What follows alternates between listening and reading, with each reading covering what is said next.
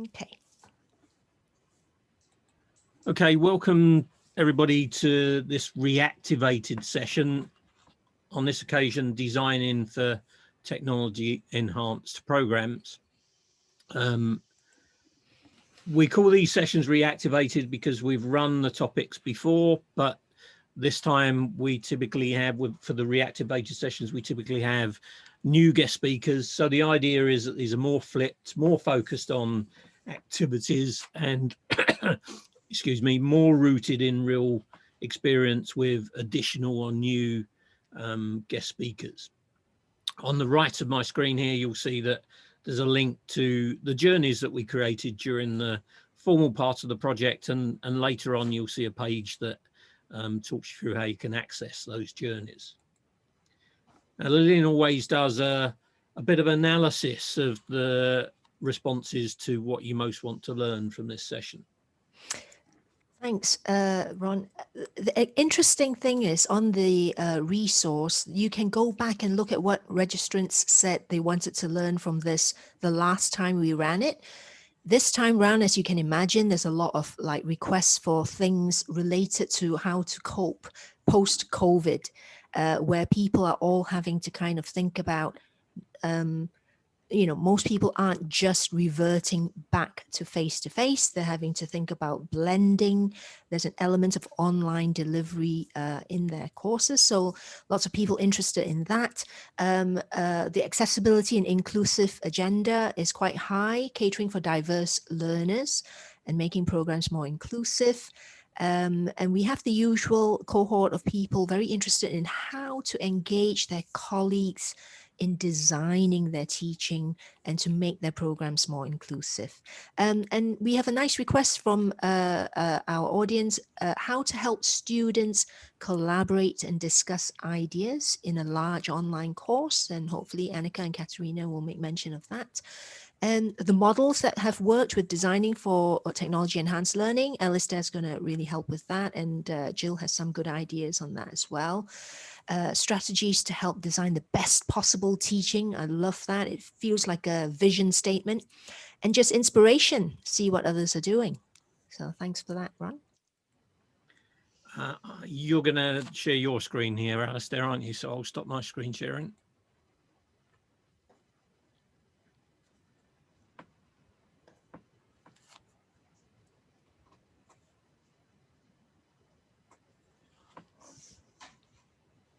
Are you on mute, Alistair?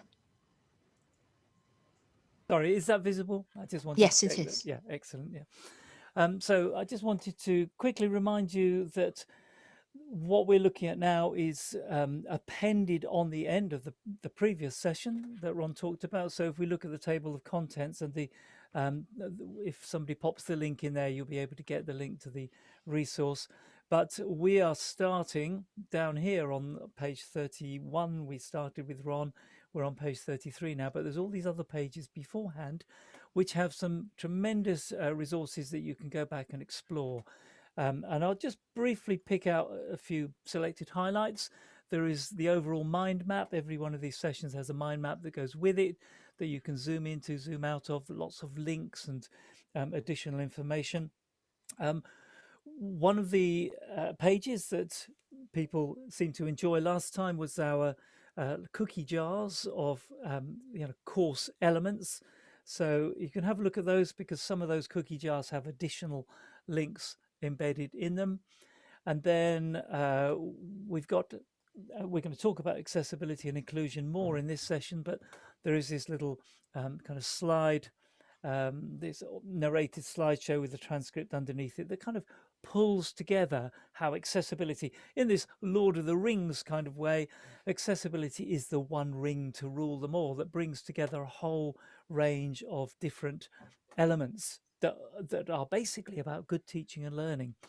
We've got a fun activity on how to ruin an online course based on the Tricida. And so that's something, again, you can use all of these in your own staff development, in your own discussions with your own colleagues and so on, training, etc. It's a great example of getting lots of people involved. They can vote for which of these are definitely the things that ruin an online course. And it's a very non-threatening way of people. Sorry, I just realized I went to the wrong one. Yeah, it's a very non-threatening way of people thinking about what quality looks like by looking at almost the opposite, looking about what things you could critique. We've got more information on associationist, constructivist, situative, some of the theoretical concepts, the learning design family tree from JISC. And we've even got a pedagogically focused online course. So this is one that I developed many years ago. But what I've done is I've unpacked the thinking in this so that you can critique it all you like. And the accessibility is terrible because this was back before I knew anything about accessibility. But it's nonetheless, it was very much designed right from the beginning, thinking, how can this be pedagogically and inclusively as good as possible, even though I knew nothing about digital accessibility. So it kind of talks you through the thinking, which is something very often we can see other courses, but we very rarely get a chance to talk with someone that created the course about what the thinking was behind it. And so this goes through, you know, element by element, what the thinking was behind that, what it was based on, what the reasoning was and why. So those are the elements that are worth you revisiting.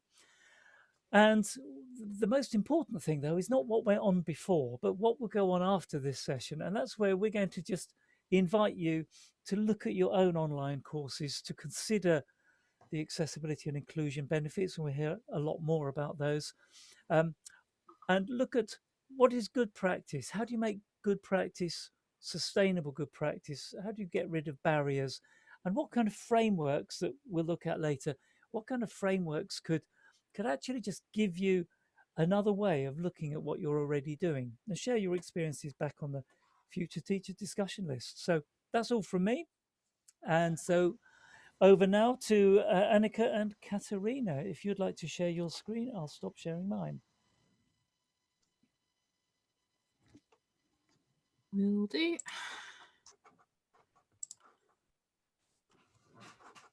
Hopefully that worked. That has worked. Okay, hi everyone. Before I let Katerina jump in, I'm just going to put a quick Menti poll in the chat. There should be a direct link that takes you there, but if not, these details on the screen should work for you too, if you prefer to use another device. I'm going to keep those details for the next couple of slides as well, so you don't have to memorize it. And I'll hand over to Katerina to start. Thank you, Annika. Hi, everyone. While we wait for your responses to our generational question, I would like to start off by reminding you a little bit about how the generations that have been bombarded with bad news, probably ever since that they could read and write, which is why they probably need applications like the TikTok that come with the logo, make your day. In essence, basically, the students need something to be making their day because they get so many bad news over the course of one single day. Now, the application, for those of you who are not aware of the application, is a social platform where users share short videos, for example, lip syncs, tutorials, and dance competitions. And by short, I mean 15 to 60-second videos. Now, if I basically tell you that in 2021, the application was voted as one of the world's most loved apps, you would probably start thinking, as we did, that the students love the idea of something short, concise, and precise. Now, besides the fact that this application was voted one of the best loved apps between users, the application has 700 million users monthly internationally, so all over the world, of which more than 60% are Generation Z. Now, according to a KPMG research, this generation is one that would rather lose their wallet rather than their smartphone. And this should definitely tell us something about how important it is for us to internalize this characteristic into our engagement and teaching activities. And it is perhaps with this in mind that TikTok piloted the Learn on TikTok program, providing the space for posting educational content. And this seems to have had some success across the United States, where academics have used TikTok as a platform to share content with their students. And not only do students turn to this app to share and learn, but according to an article published last week by the Wall Street Journal, the TikTok has become a space where students would run for a career advice or even advertise themselves on the road towards job search, sort of replacing LinkedIn with within this app. And over to Annika. Hi. So just before we launch into what we've taken from TikTok in our teaching, I should stress we're not TikTok experts at all. We thought it might be helpful to think a little bit about what we mean by Generation Z or Gen Z, if we're going to turn a little bit American for the day. So there are all sorts of different ways to define generations, and I'd probably be much better leaving that to a sociologist. But broadly speaking, what we mean when we're talking about Generation Z here is the generation of people born since about 1997. They tend to have grown up with things like social media being quite commonplace and having seen a lot of technology from a very early stage. I think at this point it might be cool just to see your responses to what you said. So it looks like 87% of us don't use TikTok, but congratulations to the 11% who do, and a small number not so familiar with it. Generationally, let's see how we're distributed. Okay, so I guess the majority of us falling there in Gen X, and a good next lump in the millennials. And welcome to the 2% of Gen Z people here. You can tell us, I guess, if we're right or wrong after this. Let me just comment that Alistair just commented in the chat that he doesn't exist to any of these date slices. And he hopes he's real, Annika. Well, this is the importance of the other option, of course. Yeah, no, there's all sorts of these things get changed, the boundaries get moved. I was saying before, my favorite one that I heard the other day, which was published in an Economist article, is about a group that falls between the Gen X and the millennials. Used to be called Xennials, now rebranded geriatric millennials. So there's an article you can go and read if you like. Okay, but generally these people, this is a group we're thinking of as quite digitally native. They've grown up with this stuff, but are open to new technologies. But we want those technologies to have the personal touch. Social media is an important way, not just to conduct their personal lives, but also their professional and educational lives as well. This comes along though with big problems like heavy student debt and also major environmental concern. And I think it's important to keep those big real world problems in the back of our minds when we're sort of coming up with all those examples and things we want to include in our teaching. But we want to start today by thinking about that technological angle first and foremost. I can see some of the comments in the chat that most of you are getting maybe worried that we're going to tell you should use TikTok to teach. That's not what this presentation would be about. The reason why we wanted to introduce that was exactly because the student is so the TikTok is so famous across students that one thing amongst others has puzzled us during the online teaching. And considering what Annika, following Annika's description of the generation, then definitely one thing that puzzled us is what's coming next. Considering that this generation is driven, or it's described as driven and motivated and diverse, and obviously on top of everything, they're digitally connected students, our Zoom expectation was that we're going to get this thriving environment with cameras being on and students asking questions to themselves and to us. But instead, we landed to the very hard reality of the silence or the sound of darkness and silence, which I'm sure a lot of you are empathizing with. So at this point is where we started thinking, are the students bored? Are they shy? Are they suffering from a virtual anxiety? And many other reasons like screen fatigue or technical difficulties that could happen to anyone. But I think we pinpointed down privacy as an important one. And I think Annika will take it from there. Yeah, I mean, we thought about privacy for a while, but in a way we think this makes complete sense that this is what we see.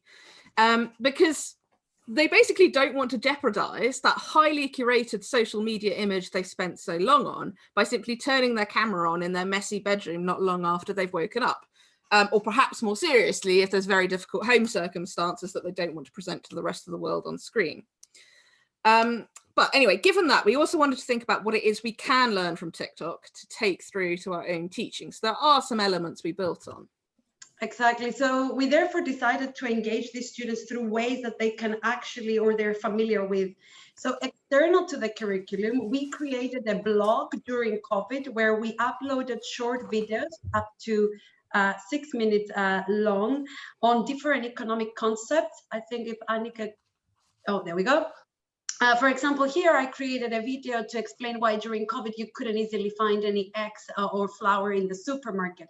But for me to introduce this topic, I decided to do something as they see on TikTok with a 30-second video with me embarrassingly singing to Bonnie Tyler's I Need a Hero. And instead of asking where all the good men have gone, I'm asking, or I'm more interested about eggs.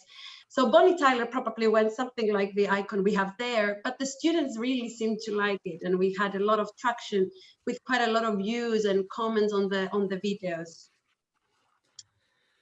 We try to take it through to some of our sort of asynchronous teaching as well. On the left there is a popular YouTuber, popular vlogger, and that style that you see with these sort of cutouts over the animated introduction of just somebody speaking to camera is very much something I try to replicate in our sort of weekly introductions. We have that excited talk to camera, but then we also take the elements from the books or the sites that we're talking about and superimpose those. And that goes into the top of every week's beginning on our VLE. It's accompanied by other things as well that, you know, we know that good soundtrack gets people going. So I include those backgrounds where possible too. So there are elements we can take. I think alongside this, though, it's really important to remember that, that social media comes with these complications. And part of that is to do with the way they're changing social interaction. It has huge mental health consequences. And importantly, I think we need to be aware of how it might affect students and the way they interact with us in a purely online environment, particularly when they've never met us. So this was something for me that was the most of concern when I was creating things like our discussion boards. I've had varying success with these over the years, and I really wanted to encourage students to use it. I wanted to build on platforms they'd be familiar with. So things like Twitter, which is what you can see on the left-hand side, they're used to these, you know, very easy to just reply to, make quick comments and respond. So I tried to find a platform that would replicate that. This platform on the right is my discussion board. It's built on something called Ed. This is from an actual live Q&A thread I run during lectures. That's why it's got so many views. It allows students to make comments, which they can go back and revisit afterwards. That's why I keep it outside Zoom.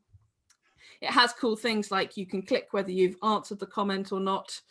And importantly, one of the things I wanted to maintain was some ability for students to be anonymous.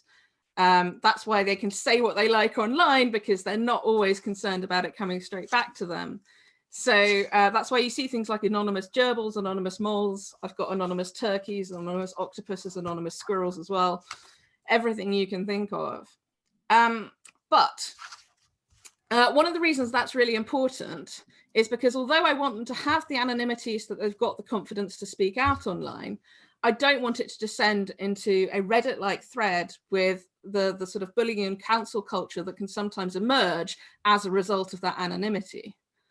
One of the really important features I find in any Q&A thread, whether it's on Ed or Piazza or Slack or any of the other platforms out there, is that when I, as an instructor, not as a student, hover over this name in the platform, it will show me who the student is.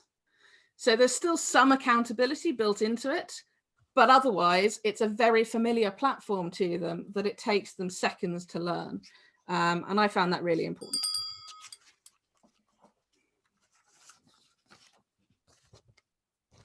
I believe this was our end because there were only 2 bells, right?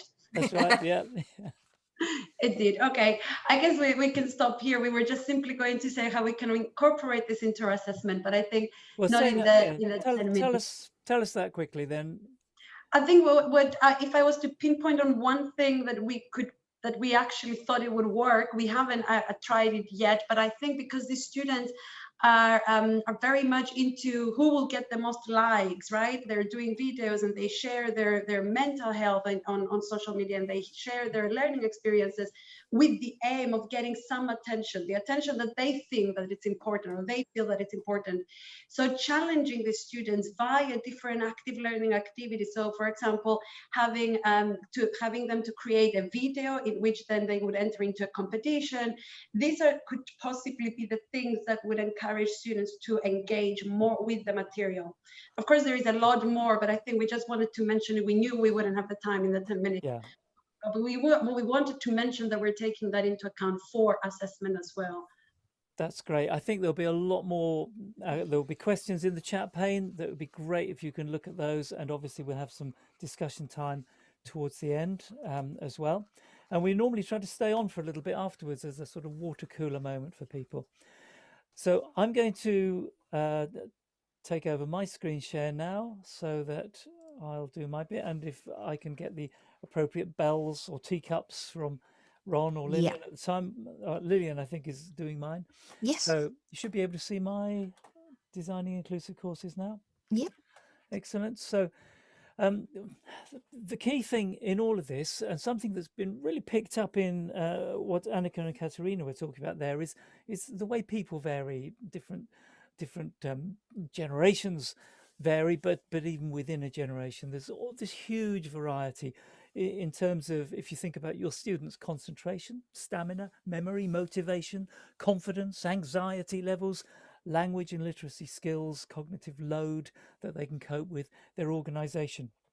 Now, because people vary like that, the problems occur when courses don't recognize that. So concentration, that's really hard for somebody with concentration problems reading long, dense text. Equally, somebody with stamina difficulties, if there's no clear break point and it just feels as if there's this endless session, lecture, whatever it is that's going on with no clear break points to kind of recuperate, recover. Memory, that's the importance of self-test opportunities. Motivation, where's the relevance to real life that will help somebody to make the connections, as we were talking about before the session with Lillian. And why didn't we teach chemistry through food, because we would have all been chemists then. The confidence, can we make the links to the prior learning? And anxiety, if there's no clarity of purpose, if you've got an assignment with no scaffolding around it and it's just, here it is, write this 2,000 words about whatever. A lack of scaffolding can really make you more stressed than normal. And for some people, that anxiety is going to take them over the limit. Language, if everything's text-based and text isn't the key way you absorb information effectively, that's a barrier. Cognitive load, again, that comes back to things like scaffolding. I can carry a lot of stuff in my head, but only if I know how to organize it. And maybe I need help with that. And then organization, if you've got inconsistent structure to your courses, where on one course, the reading list is the third item on the main menu, but on another course, it's the seventh item on the main menu, and it's not called reading list. Those are the kinds of things that happen in courses that actually create barriers for people. And a course has many ingredients, and we talked a little bit earlier, I showed you some of those. And there's also many frameworks you can put a course together with. And again, within the earlier part of the resource, you can find those. But what I found in looking across lots of different course design frameworks and course elements and creating courses myself, what I found is that actually you can take any framework for course design, any of your e-learning frameworks, your universal design for learning frameworks. You can take a whole load of different ones, and accessibility can work in them, but generally it's not explicit and you have to look quite hard. So what I've done, I've been working with AbilityNet for the last couple of years, trying to develop kind of bigger picture frameworks to see how we could help people when they're designing courses to be able to design in digital accessibility and digital inclusion from the get-go, from the beginning. So what we've put together is a course level accessibility maturity model. It's got 10 lenses. I'll talk about what a lens is in a moment. It's mapped to Universal Design for Learning and other e-learning frameworks. And the whole purpose is it simply helps you to identify what you're already doing well, so you do more of it, helps you find opportunities for improvement, and it will give you measurable benchmark scores that you can then compare different courses within your organization or within your department in order to see how they're doing in terms of their digital accessibility. So it's adapted or adaptable through these 6 existing approaches. So if somebody's really into their Lorillard conversational framework and they've designed their courses around that, it's not saying, oh no, you have to look at your courses with a different lens. No, it's saying actually that maps across, but you might not be familiar with how it maps across. So I've done the mapping, and the mapping, I'll show you the mapping in a second. But basically, let's just have a look at the lenses. There's these 10 lenses, and on each of these, there's a kind of little interactive Excel model that we've developed for the training sessions. And it looks at the first lens. What's the accessibility information like about your VLE or about your module? Would I, as a disabled learner, know? That's my halfway mark, is it? Yes. Great, excellent. Would a disabled learner be able to know what they could do or couldn't do? Would they know that they can navigate by headings in your documents or your PDFs because you've put those in? The curriculum content, would they know before they even do the course, when they're looking at the prospectus, would they know that it's not just all text, it's not just 6,000 PDFs that you work through from week 1 to week 20?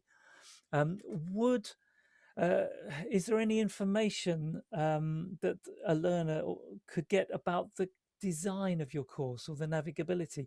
Are you, when you're designing the course, thinking about the ease of navigability, the way in which it joins up, the way, and by join up I mean things like your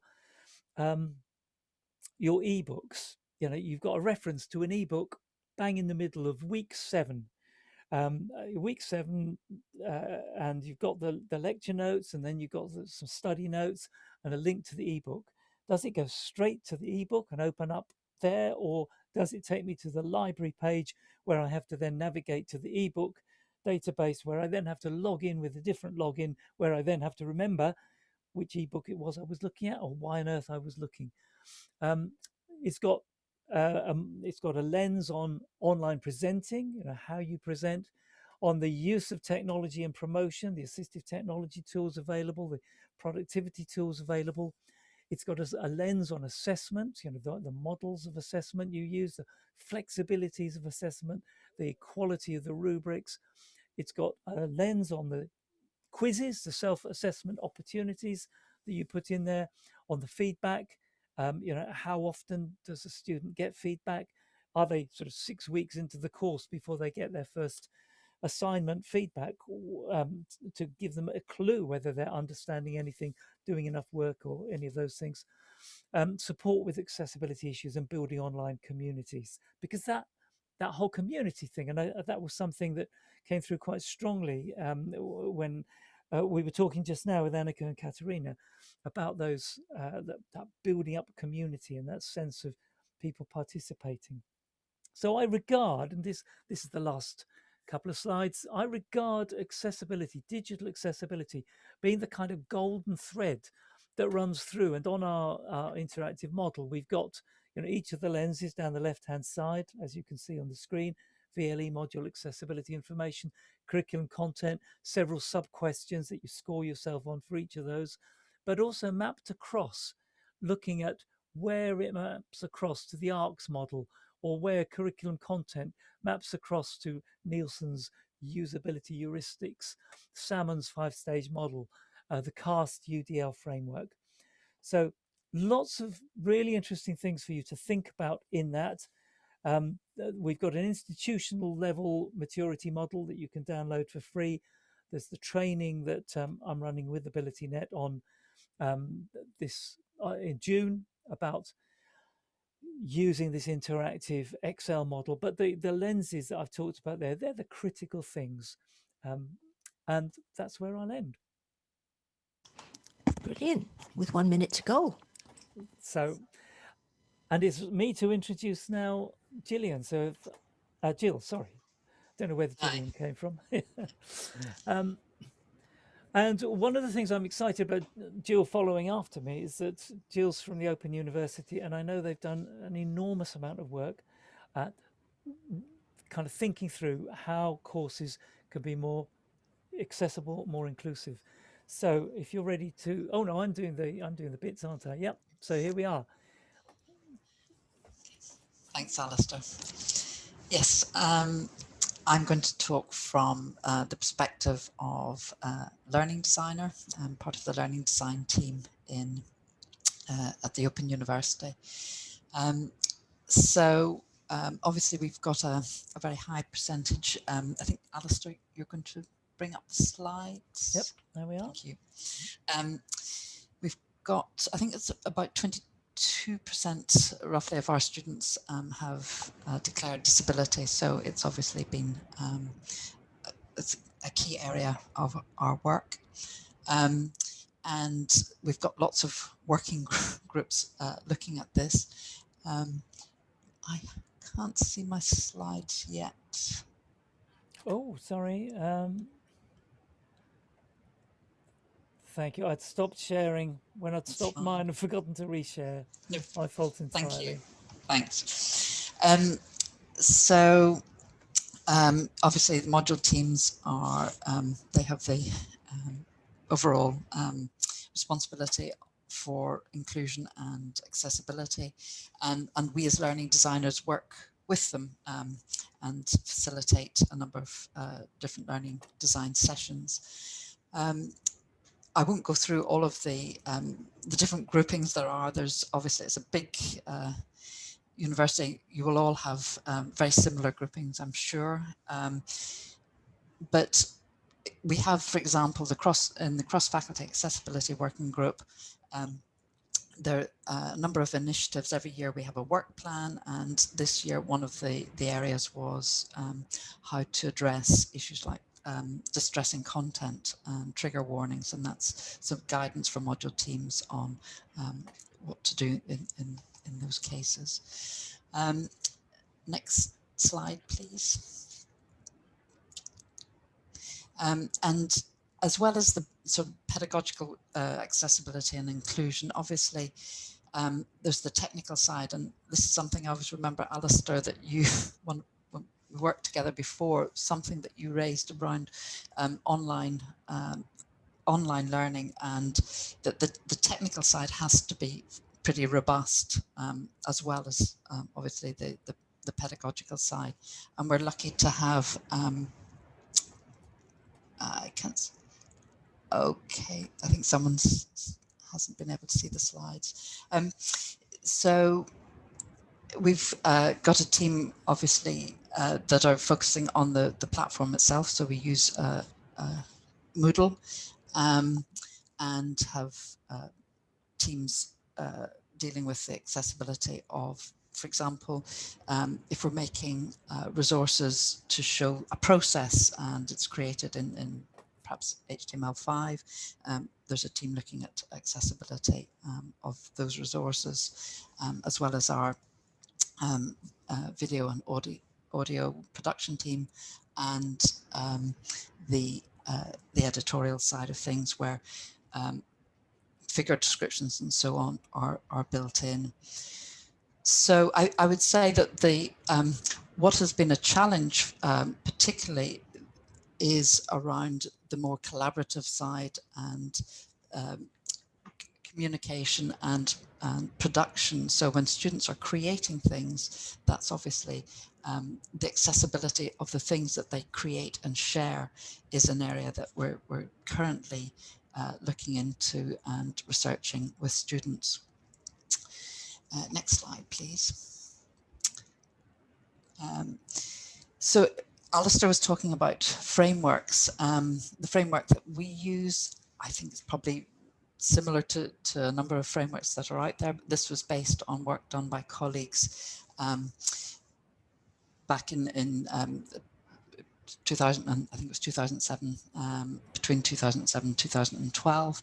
And we have a set of resources and a number of activity types that came out of the research.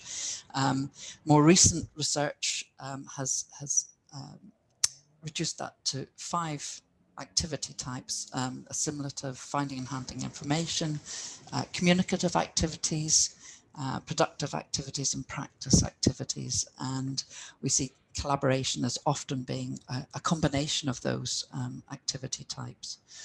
And there were a set of tools that also came out of the initiative, and where we use these with module teams when they're planning their assessment, and again picking out sort of key areas that they want to focus on. Next slide, please. So in the work that we do, one of the things is at the beginning, when the module team are planning their new module, have a learning design workshop. That obviously it focuses on the learning outcomes and the assessment strategy. But in terms of the inclusion and accessibility, there are a couple of sort of key tools that we're using. One is around inclusion. There's a tool that we're developing at the moment, which it sounds very grand to call it a tool. It's really a set of questions and prompts for module teams to think about how they're going to address the needs of very diverse students that we have. There is, thank you, also some guidance from colleagues Kate Lister and Tim Coughlin on thinking about mental well-being as we as the module is designed, both in the design of the module but also in the teaching of it. And I've put a link there to the guidance. It's all very sort of practical guidance, and has quite recent research that was carried out with students, and so I think we find it certainly very useful. And then we come up with an action plan. Next slide, please. And the sort of sessions that we facilitate for module teams. Again, these will be familiar to many people. The sort of student learning journey mapping, and using the lens. Alistair was talking earlier about lenses. We use the lens of different students and to imagine what the study experience would be for particular students, possibly with students with disability, students from low socioeconomic background who may not have, you know, the good broadband. I think someone mentioned earlier in the chat, you know, the robust broadband or reliable technology. So we run a number of sessions. We perhaps looking at tools as well, and again trying to think through what the experience might be for students with different needs and preferences, and increasingly looking at assessment and giving choice and a greater sense of agency to students around assessment and the format of those assessments. And we're lucky to have quite a large group of students who we can ask for input into, and we're gradually building up a sort of framework for involving students and employing students as part of the work that we do. Next slide, please.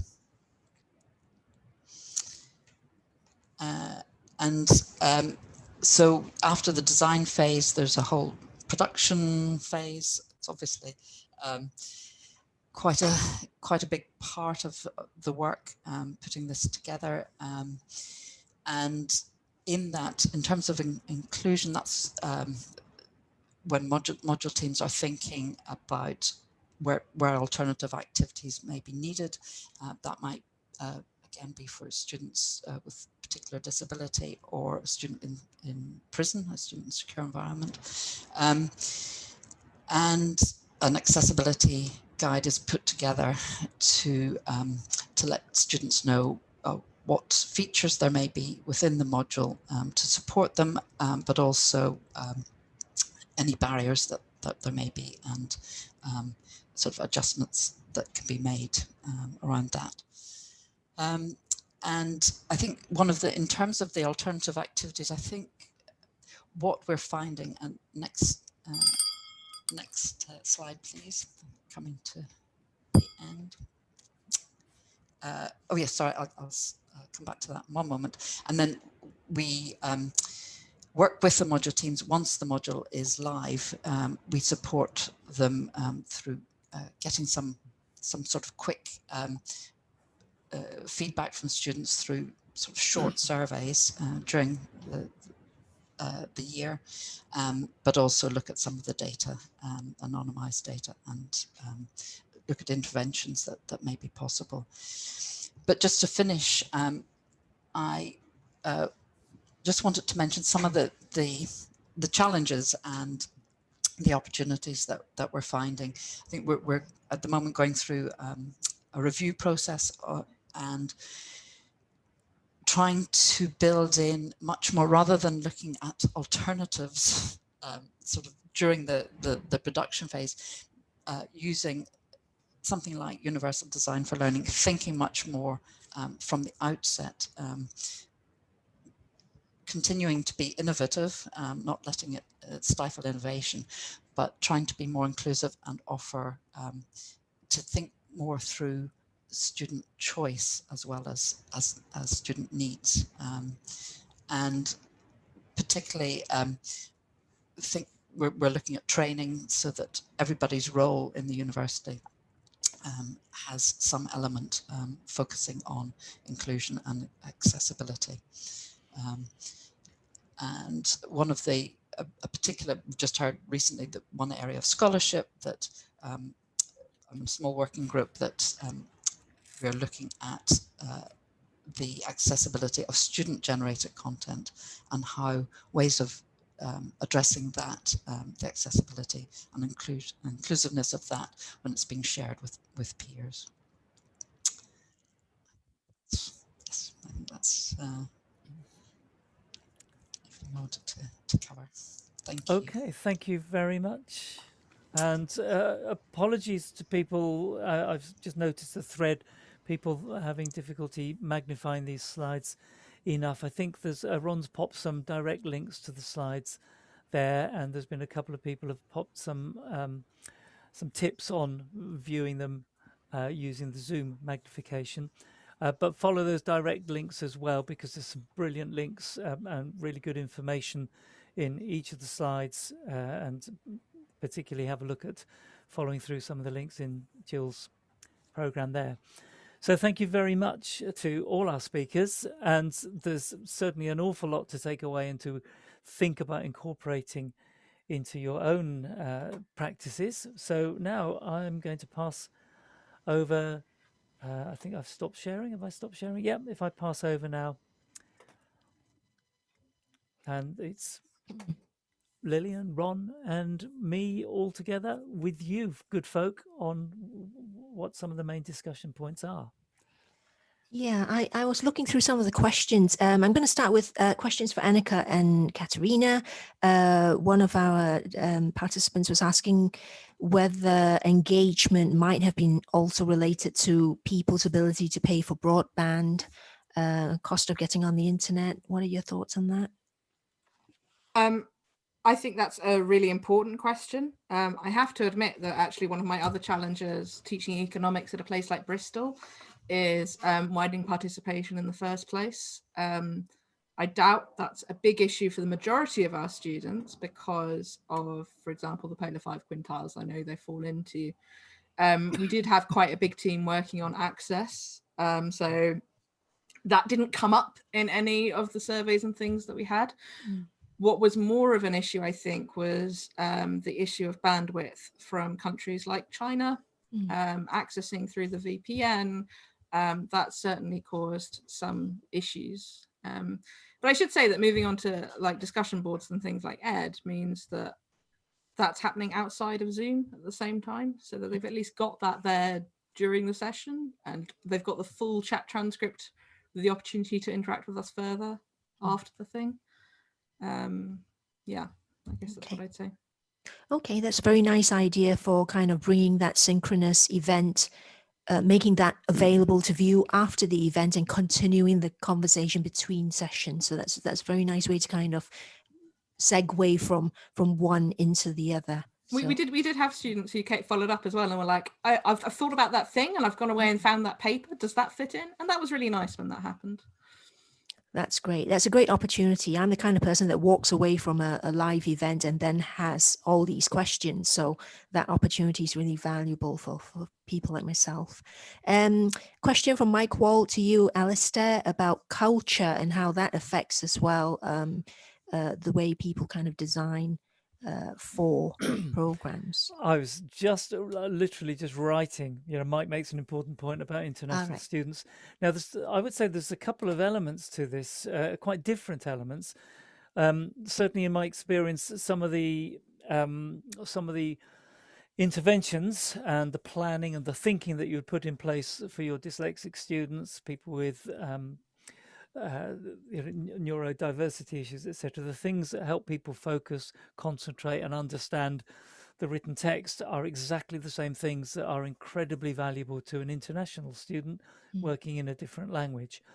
But I think there's also another element which I haven't fully explored under an inclusion banner, but I know from having done a little bit of work in the Middle East with other groups that sometimes you have to almost train people to take part actively to critique things and discuss things.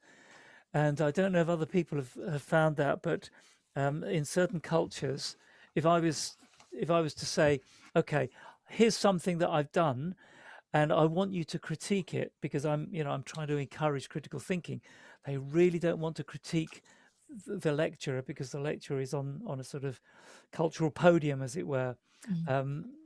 I don't know what other people have found in that respect, but it would be interesting to see. I would support that, and I could kind of say that coming from a background where I was brought up in a culture where the teacher was the sage on the stage, and if they asked any questions, we all looked down because we didn't want to stand out. So I totally get where you're coming from, Alistair, and it's kind of true. Training people to take part actively is a very nice way of putting it, and I think it does help provide the kind of warm-up activity even for online. So yeah, that's a nice idea to take away. Al mentioned about having learning design light built in to the way academics design their courses. So I think the models that you were showing, Alistair, maybe it's kind of a suggestion to people to build in some kind of guidance for staff at the point where they are actually going to be populating the VLE sites. It'd be nice in the chat to find out how many institutions or organizations provide that kind of template that supports the staff member at that point where they're starting to edit their VLE sites, little prompts. And thinking about prompts, Gill, I'm going to selfishly ask you a question myself about the reflective prompts that you talked about inclusion, whether the OU plan to publish that so that we can all steal your style. I'll certainly, yes, I'll take that back to the group that's working on it, and yes, it would be inclusive to be inclusive. So yes, I will certainly take that back. Okay, thank you. Share it with you all. And then one more question, I think, for Gill from Mike Wald about how academics would, well, a lot of universities, the academics have much more freedom to almost change content or pedagogic models on the fly compared to the OU, and how that affects the way you work. Yeah, it's a very good question, and it's something in the last slide where I've mentioned we're reviewing the design process. That's precisely one of the questions that we're exploring at the moment, is to how, because of the way modules are developed at the OU, it's quite hard to change things on the fly, and that's exactly what we're looking at. So hopefully we'll be able to come back and at a later date and sort of share that with you. But certainly we use something called real-time student feedback, putting in some questions during the year, and module teams do respond to that, and they may set up something like a boot camp, an online boot camp, where they've identified that students have struggled with a particular aspect of the module. Okay, thank you very much. Looks like we've got a lot to look out for from the OU. Better keep up with their blogs. So over to you, Ron. Yeah, I'm going to just do what we normally do at the end of these, quickly whiz through the last few pages. You see we're on page 37 at the moment of this resource, but we'll keep the discussion going both verbally and in the text chat. So please carry that going. But just to mention that I mentioned at the very beginning, we do have these journeys, and there's a step-by-step guide in the resource to how you can access those. There's a page about us with our contact details and our Twitter handles and so on, if you wanted to contact us after the session. And the most important thing you've heard from our guest speakers today, I think in some cases, our guest speakers are cajoled by either myself or Alistair or Lillian, but what we hope is universal is every time there's guest speakers in each of the sessions, it's just as valuable an interaction with those guest speakers as it is for the audience taking part and the questions that are asked. So we'd encourage you to think about our next topic, which is designing and creating online learning activities and resources. Perhaps that's a sub element of today's topic. And if you'd be interested, that session is on 1 p.m. UK Thursday, 24th of June, and we'd be really keen to hear from you if you'd like to do a guest slot at that session. Also join our mailing list if you haven't already. It's very low traffic. And picking up on the comment about reflection after the event, the reason we have that mailing list and some of the embedded interactions in our resources is for exactly that. We'd like people to reflect and to add to the discussion after the event, and we use those so that you could do that rather than just the text chat in the Zoom call, which is obviously only available during that session. What one thing is an example of this, so we'll ask you shortly to respond either in the resource, or there's a link to open in a new window, and perhaps Lillian or Alistair will put the direct link to that so you can open the text wall. The reason we do this, if it doesn't work for you, then yes, by all means, put it in the text chat. But the reason we do this is that you'll be able to then see the responses in the resource and also contribute afterwards as well. So it's another example of using the embedded rather than the limited time response in the text chat so that you can respond afterwards. Final point is that we use Xerti as a tool for this, and I know I'm due to talk more about Xerti and its learning design potential in the next session. And then the last page, there's when you access these resources in your own time, there's a page that you can track whether you completed it, whether you viewed everything, and then go back, use the table of contents, and then if you want to, download a copy of that, that tracking in your own time. So the main point here is that we're going to ask you to reflect on what one thing, and also keep the discussion going, and I'll put a direct link to that page where you can respond into the text chat, and it'd be interesting to see whether there are any responses already. We usually get people saying that they're going to revisit the resource and revisit the recording, and the recording will be made available probably sometime towards the end of next week, I would guess, Lillian. Yeah, that's right. But you know, you can still respond to the text wall and the text chat afterward, or not the text chat, but the text wall afterwards, if you have any further reflections on what you're going to do as an action. And we encourage you to think about actions rather than just, you know, less active reflection. So what you might do as a result of what you've heard and seen today. And I'm just popping in the text chat. It'd be great to hear back from people. If there's any online course designs, patterns, approaches that they recommend that you use in your own teaching, or anything that you avoid like the plague because you've tried it and you didn't feel it was pedagogically helpful. And if we had a link to a resource that we could access, that would be even better. But obviously a lot of them are behind logins. So what's coming in then, and the what one thing?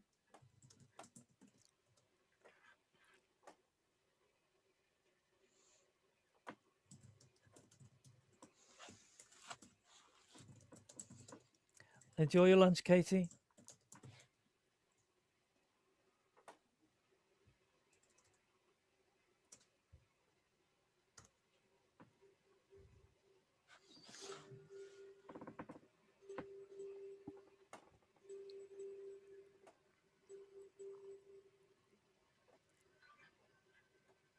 And I think there's quite a lot of good things from our previous future teacher talks that lend themselves into this thinking of how to use, how to create these engaging short form videos. So our future teacher webinar on videos, we had one of my colleagues, Martin, demonstrate how he would keep the students engaged with hand puppets to kind of talk to. So he was explaining concepts to these hand puppets on screen as a way to kind of create a more Socratic approach to discussing the topic rather than just looking at the camera and talking to the camera.